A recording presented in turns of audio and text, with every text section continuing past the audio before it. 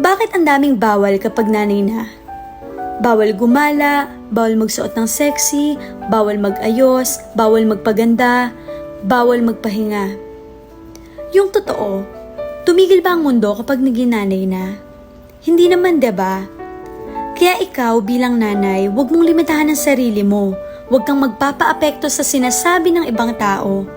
Wala namang masamang mahalin ang sarili. Ang masama ay yung mahilig mamuna at manghusga. Basta naalagaan mong mga anak mo, naasikaso mo ang pamilya mo, mabuti kang ina.